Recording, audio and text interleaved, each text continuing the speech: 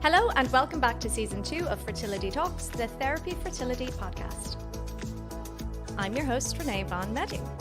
Each week this season, I sat down with a different guest to chat about all things fertility. As always, our hope is that through this series, through honest conversation and information, we can strip away some of the stigma that sometimes comes hand in hand with infertility and fertility treatment in Ireland. Today, on our final episode of this season, I have the absolute pleasure of sitting down with seasoned podcasting pro, comedian, actor, all-around hilarious human being, and our very own Thérapie Fertility Egg Freezing ambassador, Joanne McNally. There you go for an intro. Love the intro. Am I an actor? I'm You absolutely delighted. You I didn't sounded know surprised at actor. I can't act. You have been in, shows and theatre and... Right? Yeah, I have a weird attitude towards acting, as in, I don't know. I don't think I've tried. Yeah. I don't think I'm very good at it.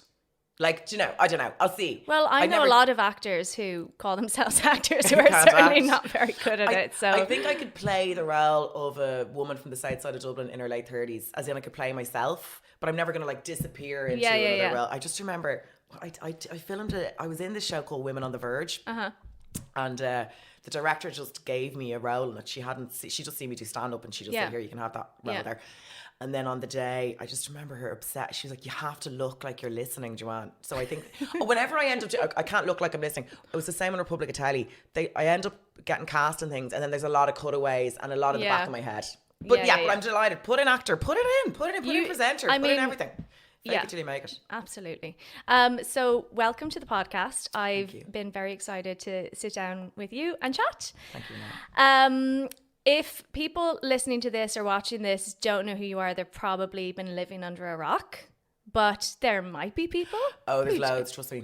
Yeah? Yeah, I've yet to find them. I'll take them out. Little spade. So maybe for those people, could you maybe tell us a little bit about yourself, where you're from? So I am a stand-up comic from Killiney originally. I live between Ireland and the UK now, and I'm on tour. That's it, really. I write columns, and what else do I do? That's it. There's not a lot to me, really. You're very busy at the moment. I'm busy at the moment. Yeah. I am busy at the moment. I'm basically a Ryanair bitch at the moment. I'm just on planes going back and forth. Drinking. You're not even bumping up to Aer Lingus. No, I'm too tight. I go Aer Lingus. I go when someone else is paying for it. But no, when I'm on my own, I'd literally hang on the wing of a Ryanair flight. You don't care. You're just get me there. Yeah, get me there. Even if it's saving 20 quid. I know. I'm so used to because when I started in stand up, I had no money, and I wasn't making any money. So I'm so used to having to make a bit of money go a long way when it comes to travel and accommodation for gigs. So are you on the road staying at I was staying terrible in hotels, kennels practically. Honestly, I remember I was in Hammersmith because when you start. The gigs you're doing open spots for free. In the UK, you have to work your way up in the UK. Yeah. Unless you go over as Dara O'Brien or Tommy Tiernan, you're doing the open spots regardless of where you are here in the clubs. And they don't pay. And they could be in Salford or they could be in Newcastle or wherever. So you have to get there, and the trains in the UK are very expensive. Yeah. Do your little 10-minute open spot for no money. Somehow put yourself up, all this jazz. So I'm so used to trying to get around the UK for a tenner that and I still have that mindset that I try and save cash on travel wherever I can. But what was it? Hostels. I was a big one for hostels. Yeah. But the thing about that, I'm lucky in the sense that I'm not precious about myself. I would sleep under tables and have done, and I'm totally grand with it. I have a very, I think, apocalyptic lifestyle, a bunker lifestyle.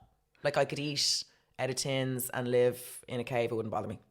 Okay. Yeah, I'm cheap. Okay. I have a cheap lifestyle. I have cheap tastes. Is the vibe. Well, I'm sure you're saving loads of money on the Ryanair flights. I know. They're practically for nothing. They're practically the gin and the flight's more expensive than the plane. I know. Can't believe it. It's crazy, right? Crazy. Yeah. So growing up, did you ever think you wanted to have kids? We're just going to get straight into it. I love it. No segue. You're like me and stand up straight in.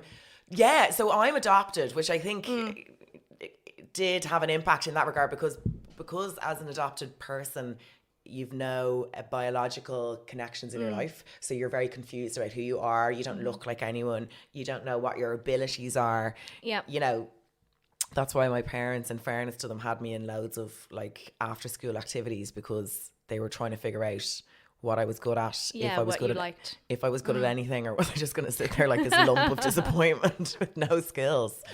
So I was in ballet and I was in piano and all those things that I obviously dropped out of all of them. So when I was younger, I was convinced I was going to have a huge family, which was a vanity project, really. I was just going to clone myself. Yeah. Again Mini and versions. again. Yeah. Again and again and again and again. Yeah. Von Trapp style. But then as I got older, some things happened. I was in a relationship. There's an assumption you'll have kids, because that's just what people do. Sure. There's an assumption you'll get married. Yep. There's an assumption you'll try and buy a house. There's an assumption you'll get a job. All those things. And kids were kind of thrown in the mix there. But then as I got older, I was in a relationship with a man who didn't want to have kids. And I thought, as you always do, me and him were going to go the distance. So I felt like, and he was very adamant he didn't. That wasn't a kind of a whimsical. Maybe he was very determined he didn't. So I had to make a decision at that stage of whether I was going to have kids or not, if I was going to stay with this man. And so when I really started to think about it, I realized I had no great urge really at that stage, which was my mid-30s, early 30s, mid-30s. Not like some of my friends who I was always quite jealous. I've always fallen in between two stools. I was always very envious of people who knew one way or the other. Yeah. Just I'm fascinated by them. Decisive. Yeah. How do you know? It's the same way as this girl I knew when we were 18. She knew she wanted to be a radiologist.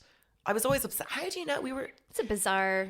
And she is a radiologist. Yeah, good for her. I was like, how do you know? Yeah. Like I've never been one for making decisions. I'm quite indecisive. Yeah. I'm nervous of commitment. I don't like anything permanent. And I mean, is there anything more permanent than children? No. You can't get them lasered Tell you off. that. No. You can't get a child lasered off your back. Them back. You can't. But so when I really started to think about it, I realized I don't feel strongly either way. I'm a bit about it.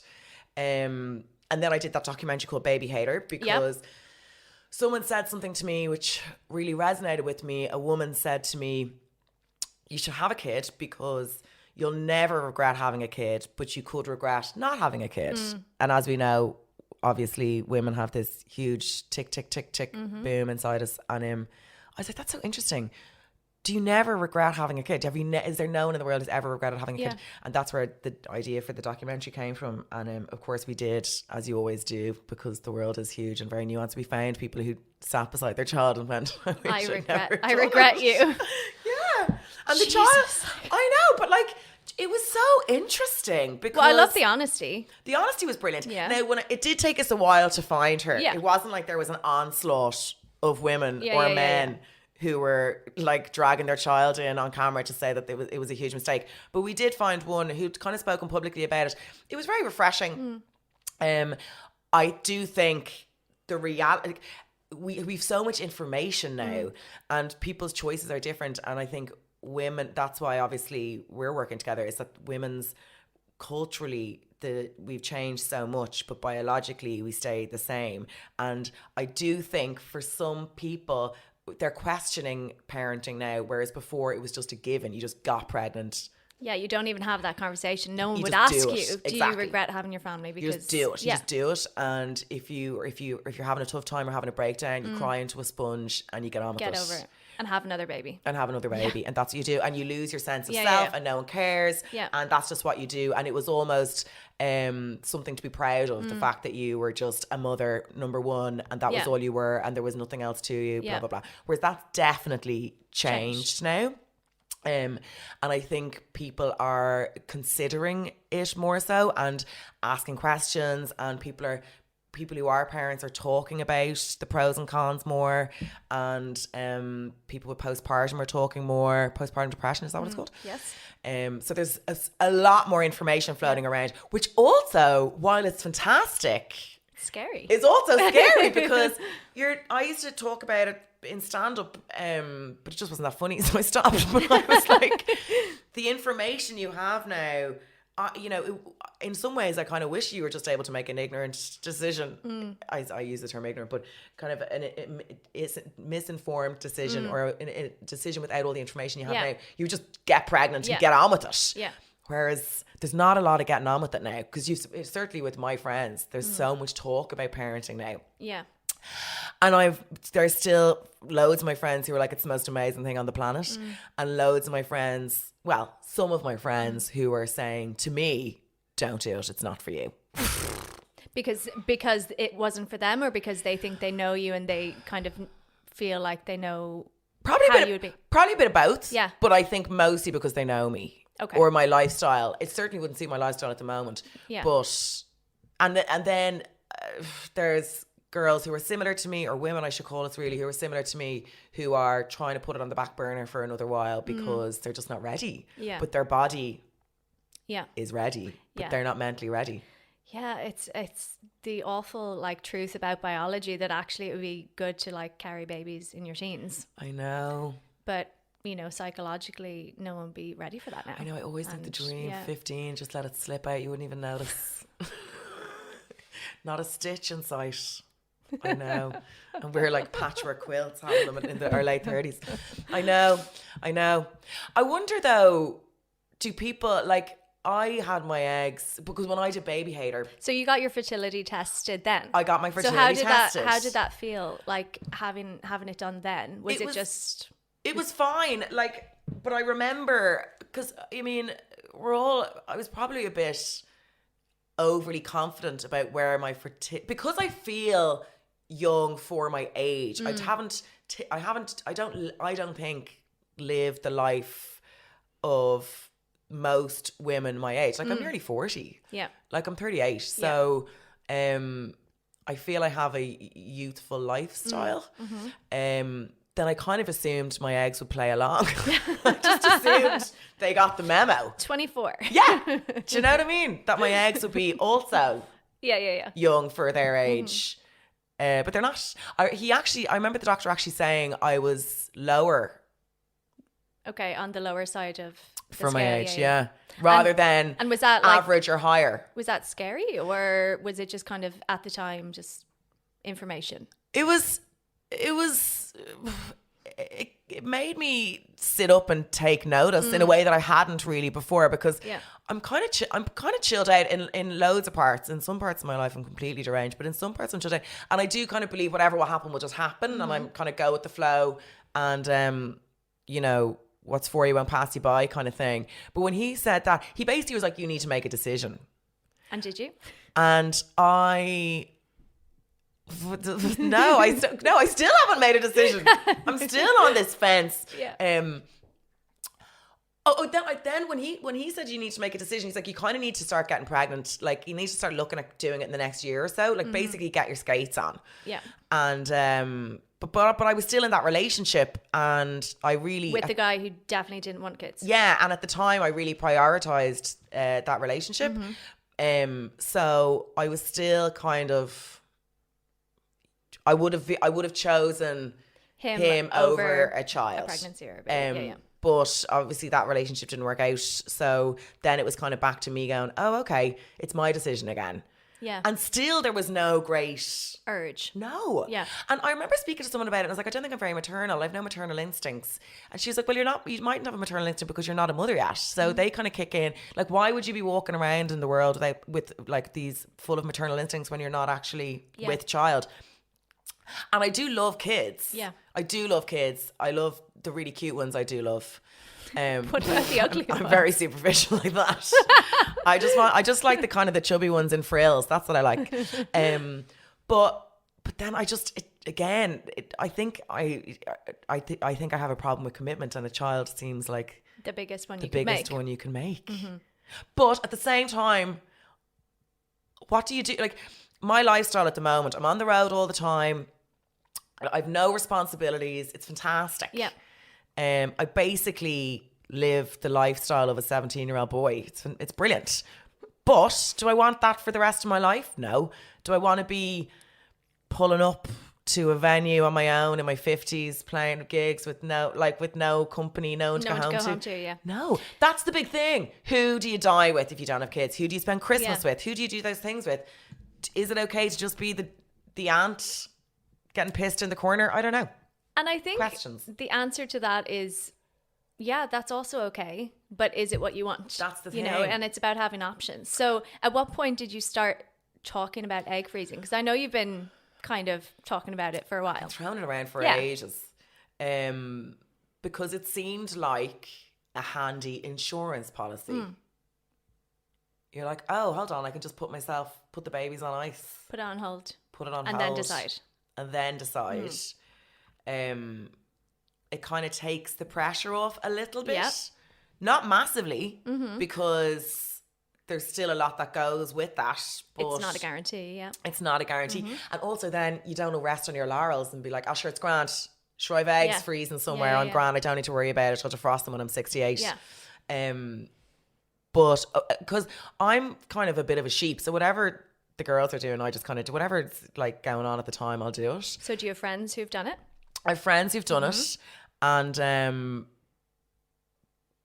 one of the girls. How many girls do I know who've done it? I meet girls at shows who've done it. Yeah, who would say, "Oh, I've done that." Yeah, I've done it, and I've been told you're like, by they're friends, my best friends. I'm like, all my friends. Oh my god, our little babies are on ice. We have so much in common. And I was told by friends, I was recommended to do it. I think it's one of those things. You get to my age, you don't have a kid, you're not sure you don't want to have a kid. You freeze your eggs. It's just what people do now. Yeah, it's like Botox. You just do it. Yeah. So when you decided to become our egg freezing ambassador, you obviously had testing again. Yeah. So there's a few years in the difference. Yeah, so it's even worse now. How was that? Were you more afraid getting tested, or were you kind of expecting the answers that you got? See, I don't know. You don't know you don't know how you'll react. If I'd gone in and been told there's no chance for you, I'd be devastated. Of course you would. Even though I still don't know if I'm going to do it or not. Yeah. I would hate for the choice to be taken away from me. But I still I knew that getting tested, I had to. It's part of the process. You just have to get it done. There's no way of avoiding that. Yeah. And there's no point putting your head in the sand. It's like your bank account or your tax bill. I would put all that off. I'm a big procrastinator. I don't like dealing with anything. Yeah. But you knew, and then you're like, do you know what? It's so much better just to have the information. Yeah. It's so much better to know how much you know the tax man. Just know instead of putting your head in the sand. Which I do a lot of the time. But it hadn't really deteriorated that much. It's still the same. Okay. She did say, she was like, she checked my left. What are they called? Sac. I was like, what are you about my to left say? Testicle. Your left what? Your left ovary. Ovary. There we go. How I know this little about my own body, it's frightening. Someone asked me recently where you are in your menstrual cycle. I was like, I have absolutely no idea. I just know it comes when it comes. I don't know anything else about it. I've never named it. I don't know anything about it. My left Although ovary. I think it's weird to name your period. Yeah, it's probably a bit weird. Same as your car. Just get on with it. Just get in it and drive it. Yeah. It's not sentient. She was checking my left ovary first. And I could see there was nothing there, basically. Yeah. And I was like, oh God, that's not good now. Yeah. And she was like, your left ovary, it's quiet. Which I don't think I've ever been described as quiet before. But anyway, my left ovary is apparently quiet. And I was like, oh shit. And I was nervous then. Yeah. Because it was clear there was nothing going on in my left ovary. So you're like, what's happening on the right side? Yeah, it's dormant. Yeah. My left ovary is dormant. Mm-hmm. So I was like, quick, switch to the right. I need a bit of a boost here. So anyway, she went right. And then there was a couple of eggs floating around in there. Thank God, touch wood. Jesus. So anyway, yeah. But like I say, if she'd gone over to the left and been like, there's nothing going on in there, I would have been distraught. Yeah. Because then the option is taken away from you. The option is taken away from me. And you like to just know it's in the background. It's just there. And funnily enough, one of the girls was saying, oh, but you're adopted. Would you not just... Surely you just adopt a kid. I was like, it's not that easy. And it's very hard to adopt in Ireland. Sure, it's impossible. That's what I remember my mother saying. She's like, you cannot adopt Irish kids anymore. Now, I don't know if you can't adopt Irish, but we were just speaking anecdotally. Because at the time in the 80s, obviously abortion was very frowned. Like I was adopted in the 80s, abortion was very frowned upon. We were quite religious. So people would kind of hide their kids in the family and pretend they were someone else's kid, or they would hand them up for adoption, or they would keep them or whatever. Whereas now, of course, people just keep them because there isn't the same shame, or they've access to abortion in a way they never had. So adopting an Irish child now is very difficult, I'd imagine. Very difficult.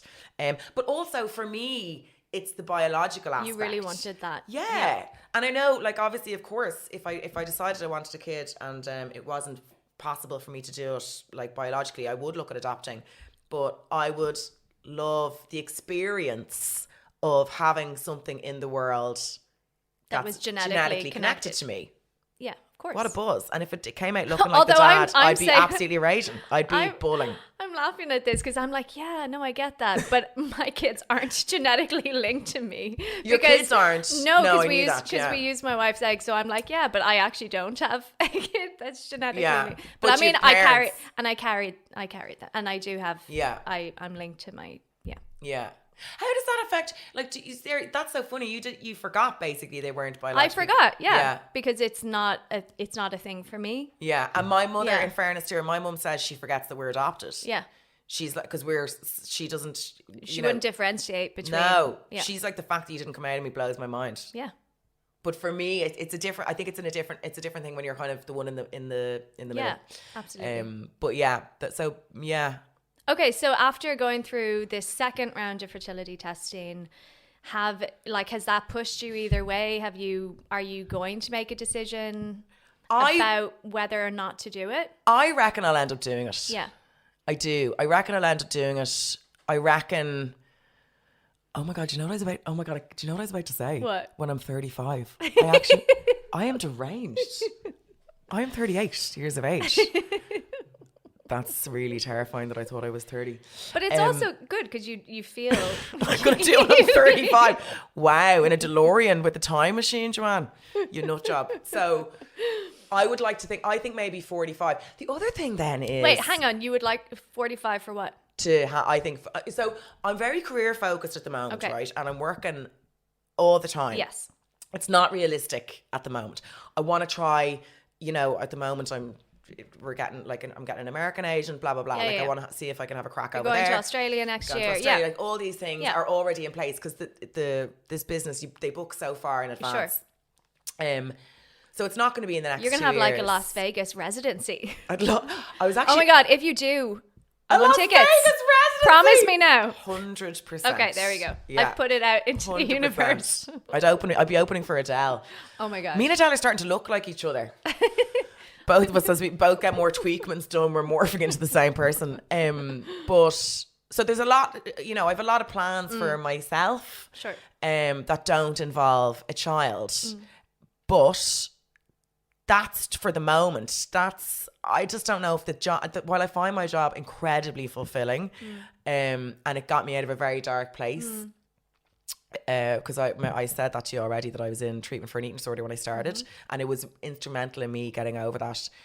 And I don't know if this job would be enough for me for the rest of my life. I think there is more to life and more to me. But this is just the period of your life that you're in right now. I have to commit to the job 100% now to put myself in a position to be financially independent, to be secure, to be happy, to be content, and then I would get a blowtorch out and defrost the babies. So if you were to think about doing this, it would be a matter of freezing something now and then potentially looking at becoming pregnant down. And you may not, you could miraculously become pregnant naturally at the age of 43, 44. 100%. That does happen. Of course it does. And me and Vogue, I must send her the information because Vogue doesn't believe me when I say this. She thinks I'm talking out of my ass, but that when you come to the end of your fertility, you start shooting out more eggs. And sometimes you can actually become more fertile when you're going through what is it called? Premenstrual perimenopause? Menopause. Perimenopause, yeah. You can become super, your hormones are all over the place. I'm sure she won't mind because I know that she's spoken public about it, but my friend Bridget, she got naturally pregnant with triplets at 40. Jesus. I know. With triplets. Triplets. She's the best story. That must be very, very rare. That it wasn't through fertility treatment. No fertility treatment. Jesus. No fertility. Yeah. She said the two boys were in the same sack. So they found the two. They're like, there's one, there's two, and then the girl was in a It's third just sack. floating around, and They're like, there's another one, and Bridget screamed, "Stop looking, stop! Turn off the machine." if I don't know they're in there, I can pretend it's not happening. But like that, like, so I've heard similar stories to that. I know several women who got pregnant naturally at 40. Yeah. Now, obviously, like, you know, it's probably not the norm, but it does happen. But yeah, I mean, even obviously working with you guys, I'm thinking about it more and more, and I think I get it. I think I'd really enjoy being a mum. I think you'd be a great mum. I think I'd be a good mum. I think you would. Or I would be a terrible mum, but you can't know until you just try. But like, that's the thing, you should be able to try it. Yeah, and like, what even is a terrible mum or a terrible parent? As long as you're keeping a kid safe and fed and loved, like, what else is there? The Billy Barrys. I would have that kid in the Billy Barrys on the way home from the hospital. We wouldn't even cut the umbilical cord. I'd have it in tap shoes. I'd be like, go in, you go in there. This is Twink. She's going to be your other mother. Get stuck in. I feel like there's a lot of kids who would, like, you know, want to be adopted by you. Oh, thank you. You know, and leave their families. I've put them all in stage school. Yeah. I always wanted to go to stage school. So did I, and I never. I went in my teens. Like, I had to, like, work for, you know, do jobs to, like, pay my way to get singing lessons, but like, my only, like, thing that I wanted to do as a young kid, I can remember, and now, like, my own kids, like, are in it, and I'm like, do you have any idea how lucky you are? And he was like, I don't want to go to class. No. And I'm like, do you have any idea? Get in. Like, dance how for much? mummy. Yeah. I'd love it. And I see them. What stage school are they? You would be such a dance mom. Well, I'd love to be a dance mum. And I am, and I didn't think I would be, but actually Ava was doing something and I was filming her, and then I listened back to it later and I'm like, yeah, Ava, go on Ava, yeah, no, do it again, get up, do it again, come on, no, go in front, no, they're skipping you. Yeah. And I'm like, you're like Jesus, directing them and everything. terrible. But you don't know until you do it. I know, but if you're gonna if you're gonna put your kid in stage school, you want them to be decent, you know what I mean? Absolutely. Do you know, you don't want to be the back of the donkey's ass in the panto. You want them to be the star. She will be. She'll be the star. I can just picture you with, like, a tribe of children rocking up in, like, the massive, like, you know, van with all the kids, and like, go on. But I'll be totally honest, I'd want a lot of help. Do you know what I mean? Like how people do it without, I don't know how, like, the more I see friends of mine with kids, and I've one of my friends, Claude O'Hagan, she did it on her own. She's spoken publicly about it as well, and she's this baby Frank now, and she does it everything on her. She's amazing. Own. I follow her on Instagram. She's oh my god, she's amazing. Yeah, she's amazing. Yeah. I watch it. It's incredible. I don't know. I think when you're, you know, there's nothing wrong with doing it alone, and actually, I think it'd probably be better to do it alone and just know you've got it, rather than do it with someone who doesn't necessarily want to be involved in that parenting team. And also, what I do find interesting, which I'd never thought about until I got older, is that if you have a kid with someone else and then the relationship breaks down, you're forever linked to that person. Always linked to that person, and they get a say in everything you do with that child, and like, you know, all the schools, and you say you wanted to just decide you want to emigrate to Thailand, like, whatever decision you want to make, these are not decisions you can make. You're kind of locked into this other person. Do you know one thing I do know about myself? When I'm on my own, not in a relationship, I've no urge to have a kid. When I'm in love with someone, so it changes. Yeah. It and does change. Something kicks in. Connect that all together. Yeah, something does kick in for me. Yeah, because I know that you've learned through, you know, your chats about this and stuff, that actually freezing embryos probably would give you a higher success rate. I know, but then if you use donor sperm to create embryos, and then you met someone and fell in love with them and you wanted to use their sperm, but you already have embryos, you know, have you thought any more about that? I have. Do you know what the embryo thing, I don't know, I'm kind of jumping around, but I think because of the career I'm in, I've become incredibly emotionally independent, whereas I was quite needy before, and a bit mentally, I would say, weak, like looking for validation in other people in other areas and everything, and I don't have that anymore. So I would have always assumed if I was going to have a baby, it would be with a man, it would be in a relationship, etc. because I always got so much validation from relationships. Yeah. Whereas that's kind of changed for me now. So now I really think if I did it, I probably would end up doing it on my own. So the reason I went there with that is because I'm thinking now maybe I should actually. It should be an embryo. Yeah. More so than just an egg. Yeah. Because I have this feeling that I'm just going to bounce around with flings. I don't see myself being in a long-term relationship again. Really. I guess it's Is this public or is this like my... is this a therapy session or is this going to be Renee, like... I'm so glad you asked. You're like, I didn't ask. Oh, okay.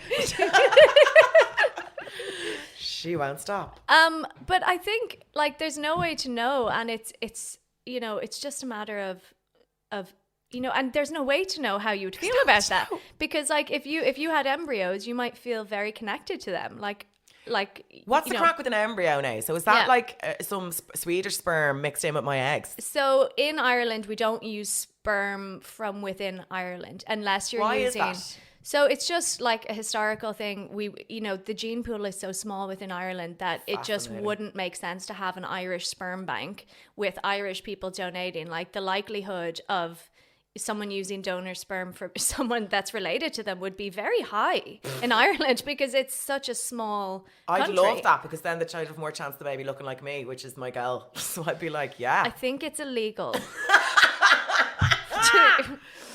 I don't care. Yeah. I'm a real breaker. Is it in Finland? Where is it? Or is it Iceland? The country's so small that they have an app that when you're about to hook up with someone, you can just do a quick DNA test to make sure. Yeah. I mean, we should have that. Wouldn't that be amazing? Yeah, no, we should definitely have that. No, so if you were going to use donor sperm, you would use it from the bank we work with is the European Sperm Bank. So yeah, it's like amazing European sperm. Euro baby. Yeah, but like, really good quality donors, quality sperm, When you say good quality, what do you mean? Hot? Like, what are we talking here? No one under an 8. No one under an 8 can deliver it. Or no one under an 8. What do you call it? Which? No, sorry, no one under an 8 can donate. That's a great slogan. No one under Renee can donate? No, as in 8 out of 10, no one under an 8 can donate. No one under Renee. I was like... Am I the bar? I'm a 10. Like, when you say quality of sperm. No, when I say quality of sperm, I mean like when you're looking at a sperm count, you're looking for like that morphology, motility, and count. So you're looking that there's a lot of sperm in a semen sample. So like millions and millions. Yeah. So like the norm, I think at the moment is like 18 million per like tiny, like it's a lot. And all you need is one. So you're looking at how many there are. You're looking at what they look like, which is the morphology. So if they're like, the typical like little thing with the little tail, or does it have 2 heads? Or is it like completely wonky? So you're looking at what it looks like. And then you're looking at the motility, which is how well they can swim. Yeah. So like if an embryologist is looking at a sample and the sperm are all just like, not moving, that's not a good sample. You want them to be like going crazy and like trying to get the egg. Not me, you're like, your sperm shit crack. We're not so that's what I'm talking about when I mean like a healthy, good sample. Okay. That's really what is important to make a good embryo. So is 2 heads on a sperm a bad thing? It is a bad thing. I don't mean like that, the person who donated the sperm is necessarily hot on this scale, but that's like disappointing. I thought that was you can get pictures, and so it's I don't know why each to their own, like, of course. But I mean, if you had the option to pick a donor that was like your ideal like male physique, like of course you're going to do that, right? Of course, I know. Yeah.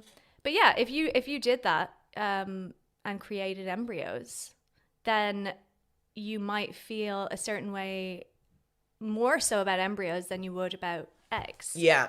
Because eggs, as you know now, we lose them every month. You bleed them out. Yeah. But embryos are like a potential to become a person. So I don't know, you might feel differently. You might feel more connected. So can I look at a brochure? Mm-hmm. Yeah. Catalog, whatever. Mm-hmm.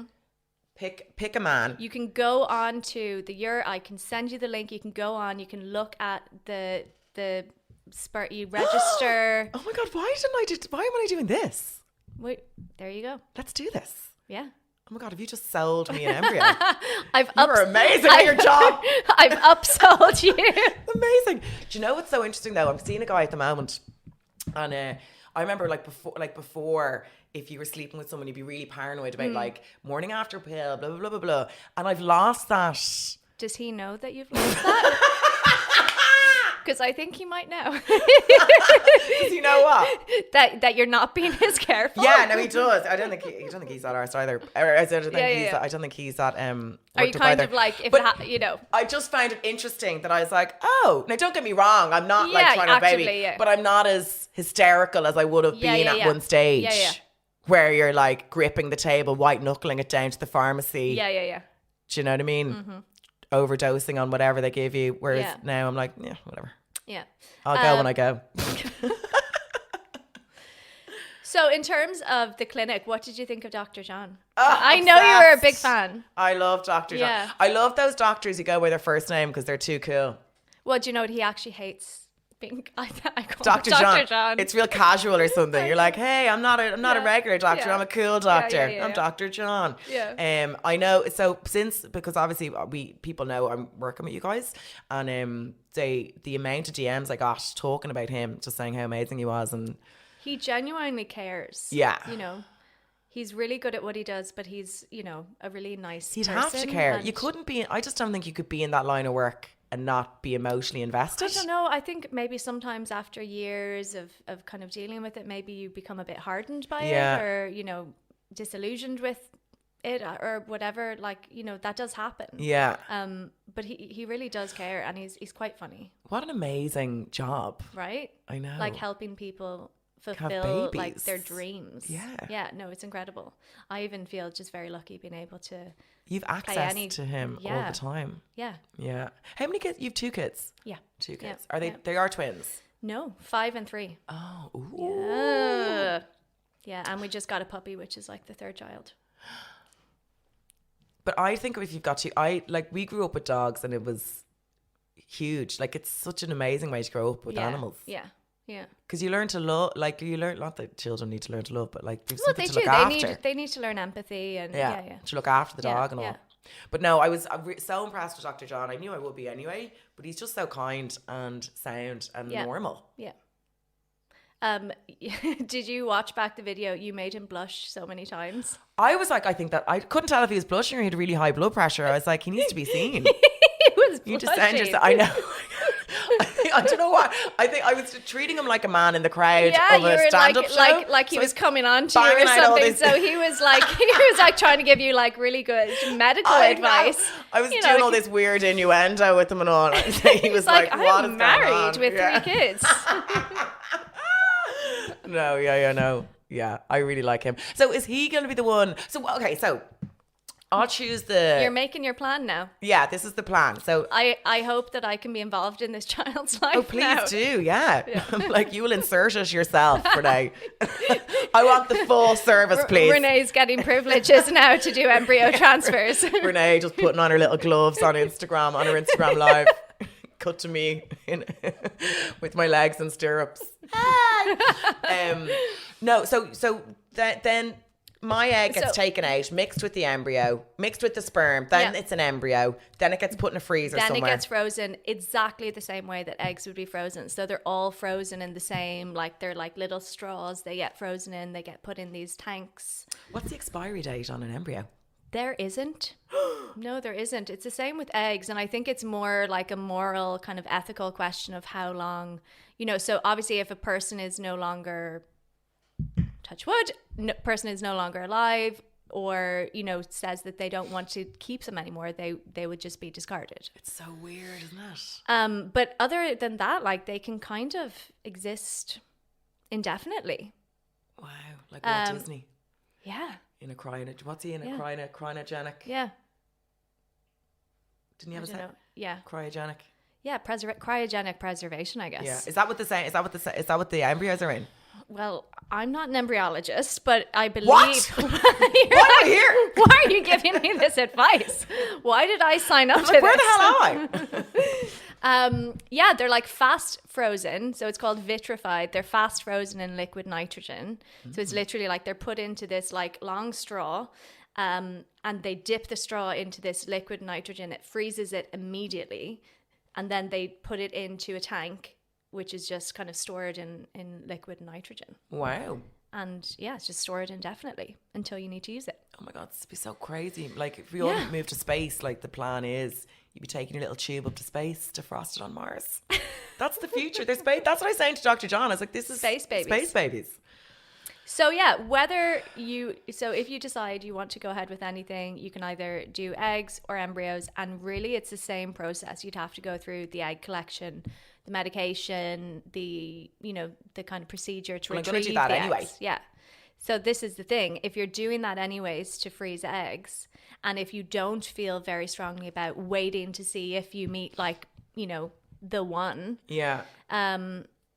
So I'll do that. Yeah. So yeah. Sign me up. Sign me up. Bring me the catalogs.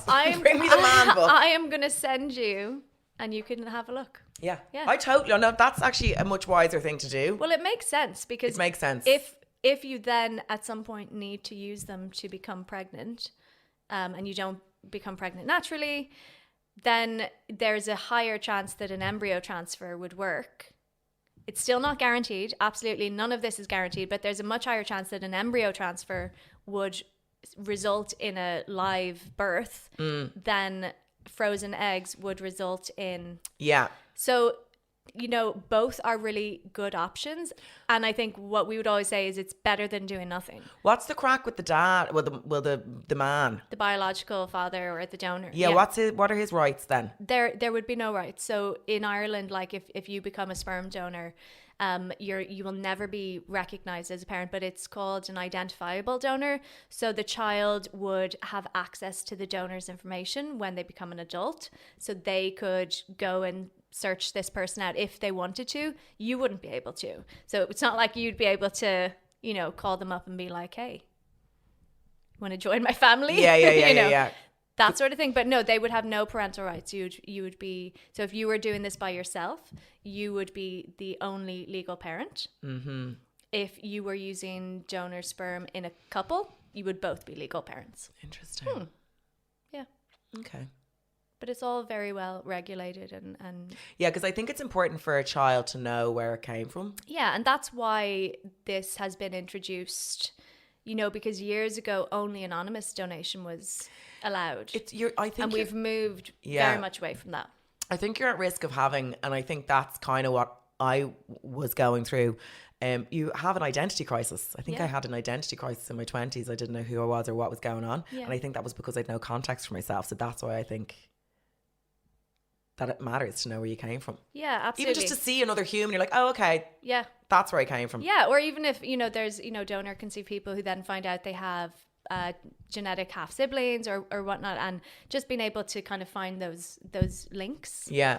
It's a very different situation, adoption and donor conception, but there are similarities with people who are conceived. Yeah. And, the outcome of these different situations, I suppose. Yeah. But yeah. It's more even for physicality. You're like, oh, okay. Yeah. I used to be so jealous of people who'd be told they looked like someone. Do you know when you meet someone, they're like, oh my God, you're the spits of your mother, you're the spits of your father. Do you look like your biological parents? No, your parents. No. Because sometimes people, like I have a few friends who are adopted and they look so like them because they just take on their mannerisms. Yeah. And they kind of morph into each other. Like my kids, again, not like genetically related to me, but Ava is me. It's so weird. She is me. Yeah. It's crazy. She also very much like my wife. But she's just mini me because it's she sounds like me. She talks like me. Do you dress her like you? Yeah, to be fair, yeah. And that is a big thing. She dresses herself now. But you. Like me. She wants to look like me, Yeah. I have another friend who is adopted, and to say she's a spitz of her mother, we just didn't believe her when she said she was adopted because it seemed bizarre. And this is the thing, if you do have your own biological children, there's no guarantee they'll look like you. Well, then they're going back into the freezer. Rest assured. Unless they come out literally wearing this denim shirt with this eyeliner flick. I would, like, I'm not going to lie, I'd be very disappointed. I say that, I don't know. I wouldn't care. But from this side of it, it is ultimately. And I mean, it was even when I went in to find my biological parents, and the nurse, the nun was like, why are you doing this? And I said, I want to find someone that I look like, which I said, I think might sound very vain. And she said, not at all. 99.9% of people who come in looking for their biological parents say that that's their reason, because they want to look like someone. It's just a human need or human urge. That connection. Yeah, that connection. Because that's what gives you context for yourself. Also, I feel like the child would look like me. I just feel like it would. Do you feel like you have strong genes? I feel like I've got a strong head, Strong. I've got a strong head. And when I found my biological parents... do you look like them? I look like I'm the spits of my biological father. Okay. And all his kids, we all look the same. Now, I'm the only girl. He's got a million boys. But if you were a boy, you would look like them. Yeah. And I do look like them. Yeah. Which is terrifying. I'm the spits of them. So I feel like I've inherited that head. Yeah. And I would pass it down. Yeah. Yeah. Hopefully I wouldn't pass down my calves, but I would pass down my head. Okay, last question. Yeah. Because obviously the reason you've done this partnership is kind of to raise awareness and just to, for people to have more conversations and. Well, yeah. Well, it's all we talk. It's all me and the girl. It's all we talk about at the moment. Yeah. We're just at that stage. Yeah. Like it or lump it, we are at that stage. It's all the talk is babies, fertility. Are you freezing your eggs? Everyone's just freezing their eggs, freezing their faces. The frozen girls. Stopping time. Yes, trying to. So what would you, like, knowing what you know now, what would you say to people? The big thing for me was checking your fertility. And just having that. And knowing what's going on. Yeah. And not putting your head in the sand. That would be the big thing for me. And also, even that I just started this podcast saying I was going to freeze my eggs, and I'm ending this podcast saying I'm going to freeze an embryo. And that's just through having a conversation with someone. Yeah. Yeah. So, like, just talk about it. Yeah. Yeah. Flesh it out and figure out what you want and do something. And also, I know, because sometimes people will say, oh, it's not a guarantee. But I know that. Yeah. And what is a guarantee is if you don't do anything, you're definitely not going to have a baby. So at least this is something. Yeah, and I think even choosing, like actively choosing not to do it is also doing something. Do you know what I mean? I would love, like I am so envious of those people. Yeah. It frustrates me that at my age, I still can't decide. That annoys me about myself. Well, maybe your decision will be giving yourself some options, because giving yourself options doesn't mean that you ever have to do anything with those options. It just means that they're there. Yeah. And actually having those options there might in turn like allow you to make the decision of actually, no, I don't want kids. Yeah. You know? Yeah. You know, and there's no right or wrong answer. I wish you could rent them like a go-car for a while. Just see. Babies or eggs? Babies. You can have mine. And I won't charge you. Well, yeah, if she's a performing child, I'll take her. You can have both of them and the dog. No, one, Ranae. I said one. I want one, please. Well, you can't pick which one then. I'll give you the 3-year-old. She's mental. Is she? But isn't it so funny when people talk about their kids with personalities? Because I don't have kids and I don't know a lot about kids, because obviously I don't spend time with kids really. Someone could be saying like, I don't know what age. Someone's saying like, oh, my child said blah blah blah the other day. I'm like, how do they speak? They're only 3. They're like, Joanne, children speak. I know, it's crazy how much they absorb from you. Like a 2-year-old could, put you in your place. Apparently they have little personalities and all. They do. The nature nurture thing has always fascinated me as well. Again, because I'm adopted. Yeah, because if you had been placed with a different family and you had different parents, would you be an entirely different person? That's the thing. I don't think so. Yeah. I think it's 50-50. I do think it's both. Yeah, so do I. I think you are born with your own little personality. Yeah. And then that personality is kind of shaped by your family, by where you live, what schools you go to, your friends, all that what you have access to growing up. Yeah, I do. I think it's 50-50. I remember reading somewhere, I was like, what an amazing analogy. It's like mixing paint. Like if you put red and white paint in a bucket and it's pink, you can't take it out anymore. You can't decide. You don't know which bits are what. Yeah. I think that's kind of an interesting way of explaining it. But yeah. Well, thanks for chatting, and watch this space, because now apparently you're going to make some. Yeah. I'm going to buy a man, apparently. Do I have to pay? Do you have to pay to buy a man? I can't answer that question. You do have to pay to buy a donor sperm, though. Oh, the sperm. Yeah. Okay. I don't think the man comes with the sperm. Does he not have to speak? I can't just DM him late at night or anything. Hey, hon, you up? Okay, fascinating. Thank you.